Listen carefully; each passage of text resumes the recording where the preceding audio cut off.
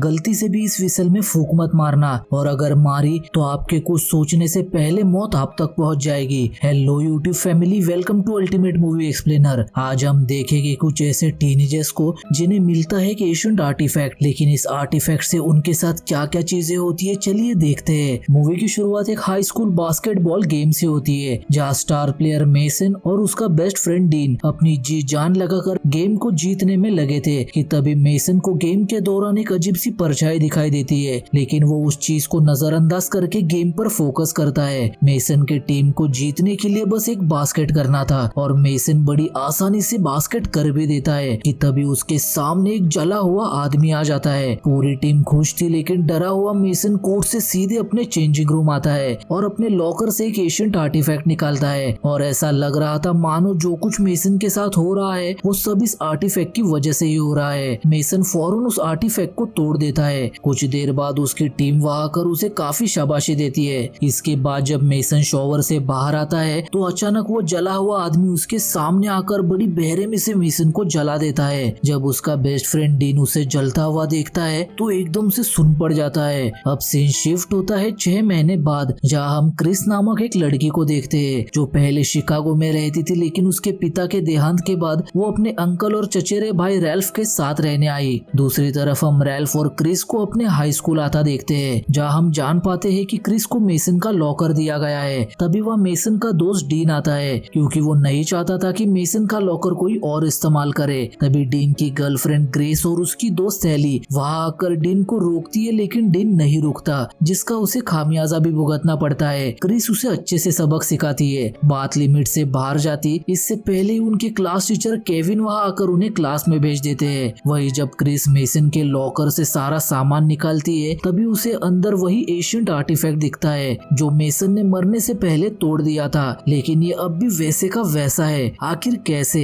तो ये आपको आगे पता चलेगा। क्रिस को वो आर्टिफैक्ट काफी अच्छा लगता है, इसलिए वो उसे खोलती है, जिसके अंदर से कोई चीज निकलती है जो कि एक विसल थी, एक एशियंट विसल। इससे पहले क्रिस उस विसल को बजाती उसके पीरियड की बेल बज जाती है। जैसे ही वो क्लास में आती है उसके बैग से वही विसल गिरती है। केविन उसे वो देखने के लिए मांगता है, जिस पर प्राचीन भाषा में कुछ लिखा हुआ था। ग्रेस जब उसको ट्रांसलेट करती है तो पता चलता है कि इसका मतलब है मौत को बुलाना, जिससे सभी थोड़ा सोच में पड़ जाते हैं। क्रिस जब उसे वापस लेने जाती है तो केविन उसे रोकते हुए कहता है कि ये तुम्हें लॉकर से मिला है, यानी ये स्कूल की प्रॉपर्टी हुई, तो इसे मेरे पास ही रहने दो, जिस पर क्रिस को भी कोई एतराज नहीं था। स्कूल से बाहर आने पर रैल्फ को याद आता है कि वो अपनी कार की चाबी अंदर ही भूल गया है, इसलिए वो चाबी लेने जाता है। दूसरी तरफ केविन क्लास में बैठकर उस आर्टिफैक्ट के बारे में इंटरनेट पर रिसर्च कर रहा था, जहाँ उसे पता लगता है कि इस आर्टिफैक्ट की कीमत तो $35,000 तक है। इससे उसके मन में लालच आ जाता है और वो उसे बेचने का सोचता है और सेल पर क्लिक करता है। कंडीशन चेक करने के लिए केविन जब उस विसल को बजाता है तो अचानक से कांच में दरार आ जाती है, लेकिन केविन की वह नजर नहीं जाती।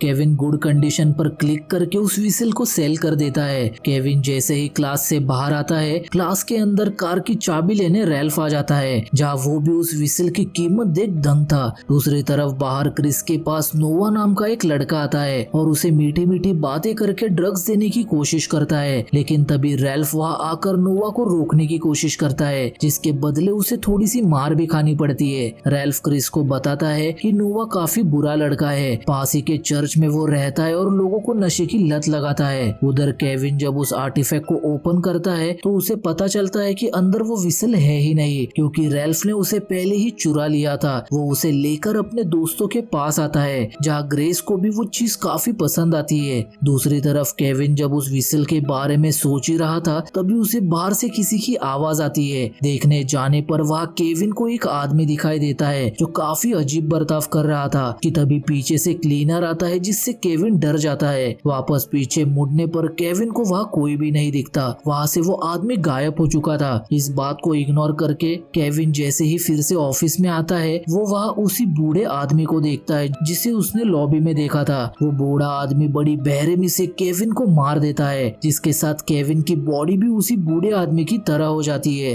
दूसरी तरफ ग्रेस डीन के कहने पर उस विसल को बजाती है, जिसके बाद वह एक ऐसी आवाज होती है जिससे सभी के कान सुन पड़ जाते हैं। लेकिन कुछ पलों में ही सब कुछ नॉर्मल हो जाता है। क्रिस को कुछ ठीक नहीं लग रहा था, इसलिए वो घर चली आती है। जब वो अपने रूम में थी तभी उसे बाहर से कुछ आवाजें आती है। देखने जाने पर उसे पेड़ पर एक आदमी खड़ा दिखता है जो उसे ही घूरे जा रहा था। ये जानकर क्रिस काफी ज्यादा डर चुकी थी। तभी कमरे में रैल्फ उसके लिए कॉफी लेकर आता है, लेकिन क्रिस इस बारे में रैल्फ से कुछ नहीं कहती। वही ग्रेस उस विसल के बारे में कुछ और रिसर्च कर रही थी। उसी वक्त उसे एक आवाज सुनाई देती है। उसे लगता है कि शायद ये उसका छोटा भाई है, इसलिए ग्रेस उसे देखने जाती है। लेकिन तभी हम उसके पीछे कुछ क्रीपी सा देख पाते हैं। पर ग्रेस के पलटने पर सब कुछ नॉर्मल था। उसे अब भी लग रहा था कि उसका छोटा भाई ही उससे मजाक कर रहा है, लेकिन वह उसके साथ ऐसी पैरानॉर्मल चीजें होती है जिससे ग्रेस बहुत ज्यादा डर जाती है। इसी दौरान वो वहाँ अपने छोटे भाई को देखती है। खैर, अब अगले दिन जब सभी स्कूल आते हैं तो इन्हें पता चलता है कि इनके क्लास टीचर केविन की मौत हो चुकी है। इस दौरान एली सामने हुडी बहने एक लड़की को देखती है जो अजीब बर्ताव करते हुए एली को घूर रही थी, जिससे एली काफी ज्यादा डर जाती है। और हैरानी की बात ये थी कि उस लड़की को बस एली ही देख पा रही थी। वही ग्रेस उस विसल को क्रिस को लौटा देती है, ये कहते हुए कि ये मेरे किसी काम का नहीं, इसे तुम अपने पास ही रखो।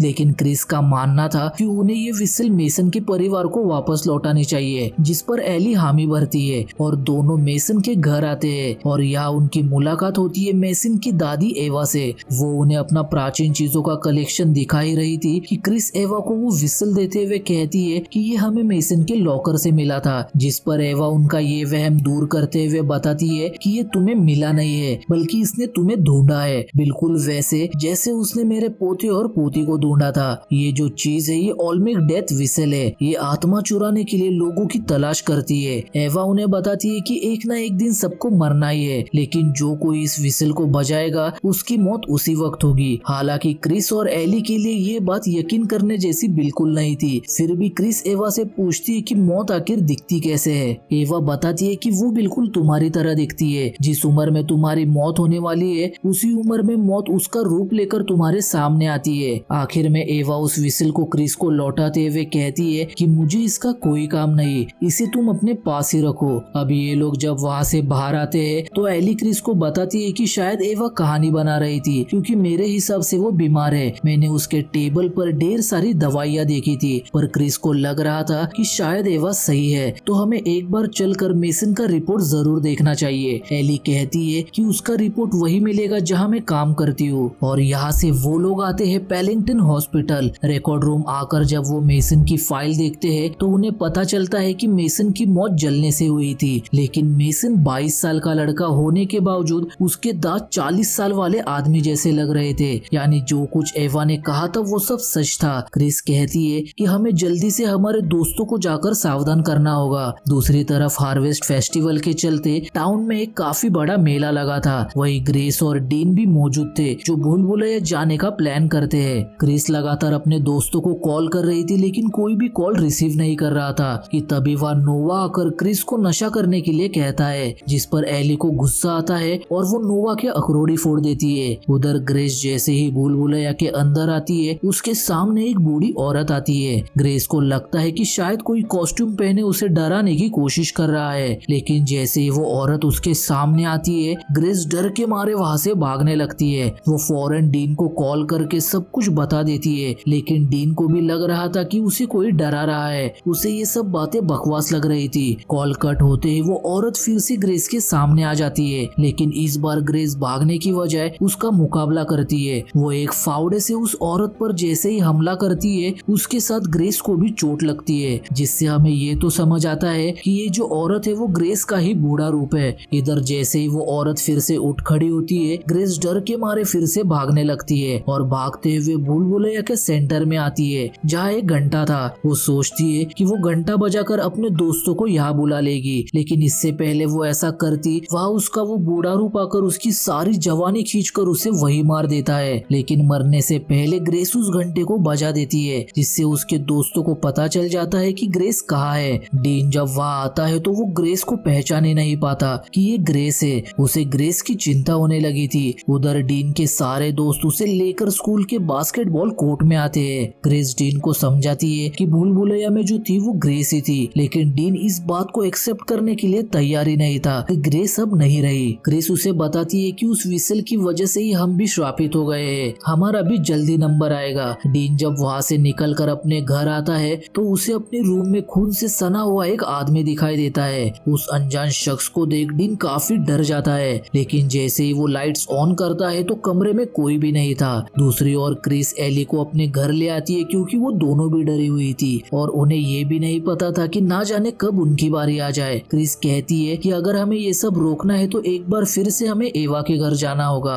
वही बता सकती है कि ये सब कैसे रोका जाए। अब अगले दिन जब दोनों एवा के घर आते हैं तो देखते हैं कि एवा की तबीयत काफी खराब है और वो किसी भी वक्त मर सकती है। क्रिस एवा से कहती है कि हमारे कई दोस्त मारे गए हैं, तो प्लीज हमें बताओ कि ये सब कैसे रोका जाए। जिस पर एवा बताती है कि अब वो नहीं रुकने वाली। प्राचीन सभ्यता मृत्यु के देवता को खुश करने के लिए मौत आत्माओं को इकट्ठा कर रही है, पर एक तरीका है जिससे तुम उसे रोक तो नहीं सकती पर अपनी जान जरूर बचा सकते हो। तुम्हें सिर्फ अपना खून किसी और पर लगाना होगा जिससे मौत उसकी तरफ मुड़ जाएगी। इधर क्रिस जब आईने में देखती है तो उसे वहाँ अपनी मौत दिखाई देती है जहाँ उसके हाथों में इंजेक्शन थे। अगले पल सभी नोटिस करते हैं कि एवा अब नहीं रही। वो लोग जब वापस जा रहे थे तब उन्हें ये सब ठीक नहीं लग रहा था कि खुद की जान बचाने के लिए वो किसी और को मार दे, लेकिन रैल्फ बस खुद को और क्रिस को बचाना चाहता था, इसलिए वो वहाँ से चला जाता है। उधर डीन अपने कमरे में डरा सहमा हुआ बैठा हुआ था। तभी न्यूज में ग्रेस की मौत वाली खबर आती है, जिसे देख वो और डर जाता है। तभी कोई जोर जोर से दरवाजा खोलने की कोशिश करता है और एक डरावना हाथ देख डीन एक कुर्सी को दरवाजे की ओर फेंकता है। आवाज सुनकर जब डीन के पेरेंट्स वहाँ आकर उससे पूछते हैं कि क्या सब ठीक है, तभी कोई ताकत पीछे से उसे पकड़कर बड़ी बेरहमी से उसे मार देती है।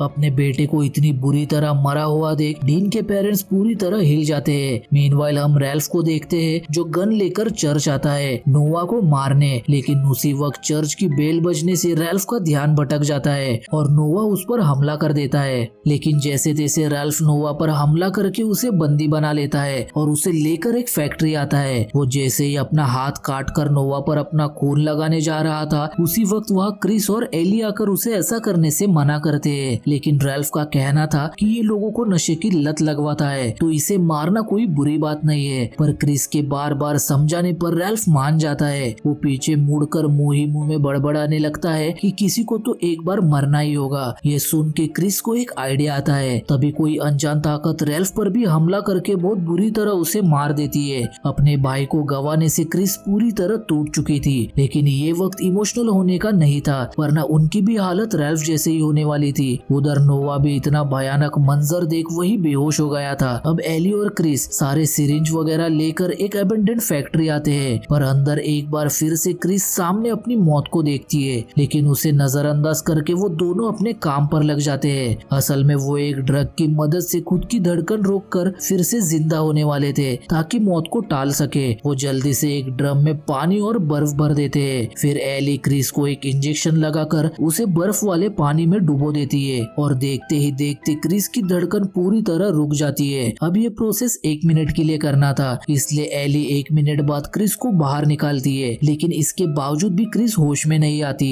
एली डर जाती है और इलेक्ट्रिक शॉक देकर उसे उठाने की कोशिश करती है, लेकिन इसका भी कोई फायदा नहीं होता क्योंकि उसकी मौत क्रिस की आत्मा को उसके शरीर में लौटने से रोक रही थी। उसी वक्त एली को भी अपनी मौत सामने दिखने लगी थी। उधर हम नोवा को देखते जिसे अब होश आ गया था और वो गन उठाकर बदला लेने उस अबेंडेंट फैक्ट्री आता है और एली पर गोली चलाता है, जिस वजह से एली की मौत उसके और करीब आ गई थी। एली जख्मी होने के बावजूद क्रिस को उठाना बंद नहीं करती। वही क्रिस की आत्मा भी जैसे तैसे मौत से बचकर फिर से अपने शरीर में लौट आती है। होश में आते ही क्रिस देखती है कि गोली लगने से एली की हालत काफी खराब है। वो कुछ समझ पाती इससे पहले ही नोवा गन लेकर अंदर आ जाता है। उसमें इतनी चुल थी कि वो एली का गिरा खून खुद अपने हाथ से छूता है, जिस वजह से मौत अब नोवा की तरफ मुड़ जाती है और उसे काफी दर्दनाक तरीके से मार देती है और नोवा की मौत के साथ एली की भी जान बच जाती है। मीनवाइल कुछ महीनों बाद एली और क्रिस नए कॉलेज में एडमिशन लेते हैं। वही हम एक लड़की को भी देखते हैं जिसे अपने लॉकर में वही आर्टिफैक्ट मिलता है।